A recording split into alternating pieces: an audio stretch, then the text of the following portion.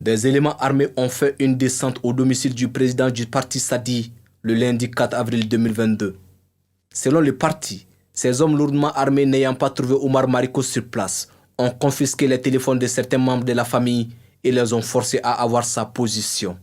N'ayant pas obtenu gain de cause, ils ont encerclé sa maison toute la nuit.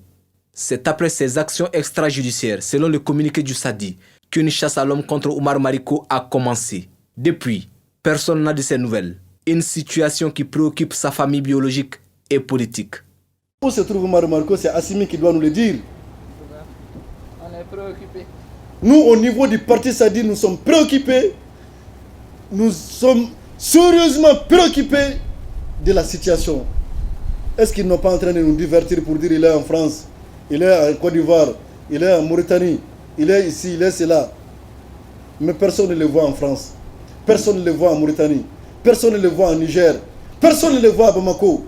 Donc aux autorités de la transition de nous dire où se trouve Omar Mariko. Parce que c'est elle qui le chassait. Selon le conférencier, il est clair que les tenants actuels du pouvoir veulent le garder. Pour y arriver, il faut briser tous les obstacles. Pour le Sadi, il voulait ainsi par cette descente liquider Omar Mariko.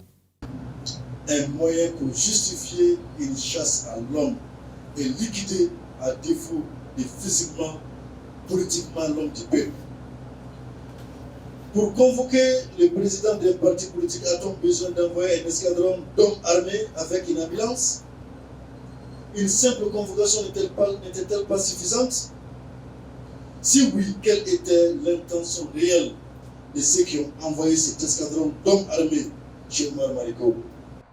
Par ailleurs, la défense de Mariko dit avoir saisi la section administrative de la Cour suprême. Si dans cette semaine, elle n'a pas de suite, elle se réserve le droit de saisir la Cour de justice de la CEDEAO la semaine prochaine. On attend. Et s'il n'y a rien la semaine prochaine, on va saisir la Cour des droits de l'homme. Et nous avons saisi la section de la Cour suprême. C'est parce que nous sommes préoccupés pour notre camarade. Comme l'a si bien dit Dora Diarra, on ne sait pas qu'est-ce qu'il est devenu. Sa maladie, s'il est bien traité. Pour le bureau politique du parti Sadi, il s'agit d'un combat politique, pas judiciaire. C'est pourquoi il demande aux militants du Sadi de rester mobilisés et d'attendre les consignes du parti.